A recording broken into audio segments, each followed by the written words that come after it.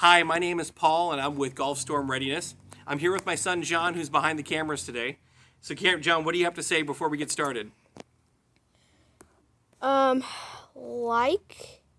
1,000 likes on this video, and slap that right button hard in the face, and hit the subscribe button too, so you never miss another video, and comment section below if we are so cool. I love it. I love it. All right, John. So today we're going to be talking to you about air conditioning systems. So this is going to be the start of it. Remember, my last video was about whole house surge suppression. I said that was the first thing that I wanted to go ahead and discuss about what I feel is all about living in Central Florida and not only preparing for a large storm potentially, but pretty much every day. We're on a kind of a gloomy day, which is kind of nice. We're going to see we saw a little rain this morning for the first time probably in about 50 days. It's been very dry out here. So the air conditionings in our neighborhood have been running really hard.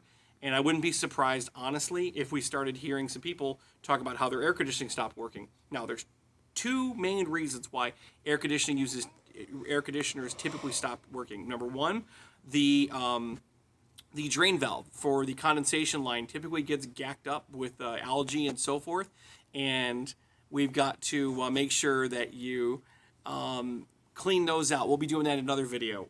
Probably put them out of order here, but hey, whatever, right? Second thing is capacitors. So today we're going to be talking to you about capacitors. Capacitors are what makes this unit right here. John, go ahead and get a little video of that. So this right here is a condenser fan unit. And again, I'm not an HVAC guy, so I'm not going to be giving a lot of information on how to do something and so forth. But I kind of wanted to share what I'm doing. So first and foremost, John, you want to go ahead and look at this way? Back at Dad. So one of the things you need to realize is that capacitors go bad. Doesn't mean they break, but they're not designed to last forever, okay? I mean, nothing really is.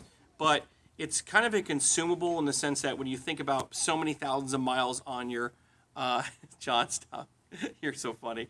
So you think about thousands of miles on your car when you change your oil out, right? You don't traditionally think about the maintenance of your air conditioning unit being things that have consumables. Now, don't get me wrong, lots of things can go wrong with your air conditioning unit, but the second probably most typical thing that goes bad on your air conditioning unit is this capacitor right here.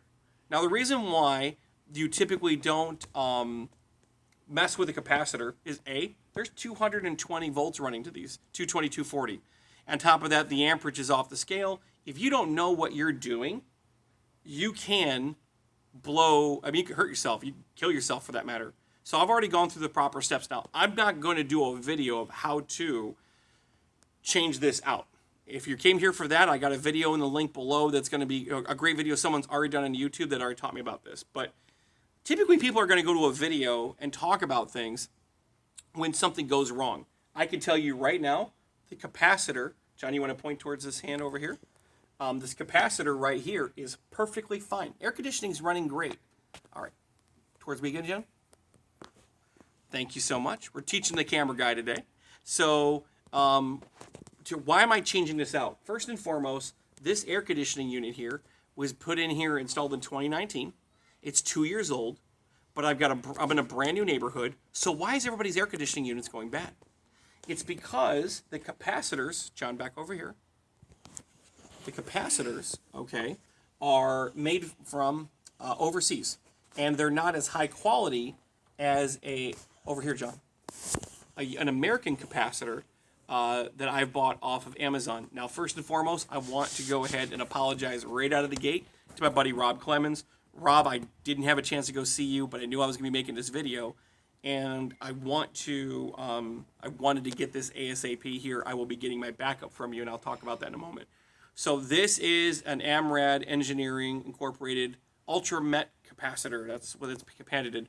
Most important thing is this is one of the few capacitor companies that are made in America.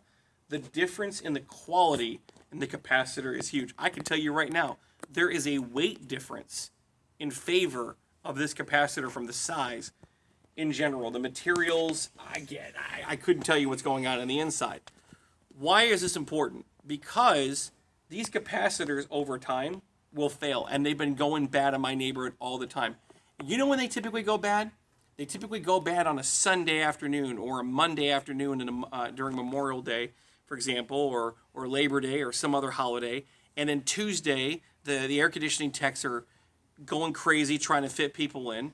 And all they're really doing most of the time is replacing the capacitor. So if you have a basic level of understanding of how electricity works, all I did was pull the shunt out of here. I turned off the air conditioning unit at the panel. I pulled the shunt here.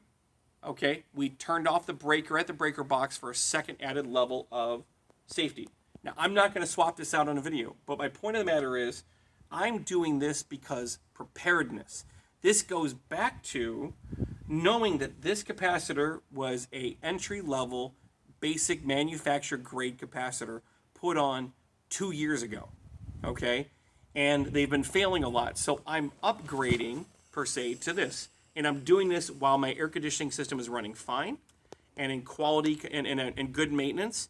And I'm doing this ahead of time because it's just a matter of time when this goes down. Is this going to go down during a day where it's back-to-back rain? Is this going to happen during the hottest part of the day? I don't know. I'm doing what I can to back up. Now, you know the rule. 2 is 1, right? That means having one in here and having another one at the ready is the way to go. So that the second one I'm going to be buying from Rob when I come and see him and get some fruit trees here shortly. But in short, the reason why I'm doing this, guys, is just preemptive. This is bound to fail. I'm not saying this is impossible to fail. The majority of the time, it's all about surges, and these surges we've had some bad storms, and this is all being done after I didn't have for the past couple of years a whole house surge protector like the Siemens FS140 I put on here. So what I wanted to change out I wanted to put the whole house surge protector, and then I wanted a good quality capacitor, and I'm going to put this one as a backup in my house. But I'm not even going to put that on if it ever goes bad. I mean, really, this is going to be the backup to the backup.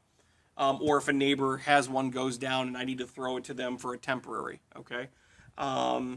Again, I'm not an HVAC technician, so this isn't a video to say that I'm going to go around my neighborhood and replacing them. But if I got another neighbor who's down who wants to watch a YouTube video and install it themselves, they can have it, for example. But my backups are always going to be these AMRADs, these US-made ones. So again, again, this is a short video. This is all about mindset. This is not about you do this after the fact. I'm doing this before the fact so that I know how it works, so that when it fails, I'll know how to do it and I can replace it with something that's quality or reduce the possibility of failure. I want to thank you guys for coming today. Again, like, subscribe. John, you got anything else to say before we go? Still hit that subscribe button. This is my real face right here. Bye. Bye.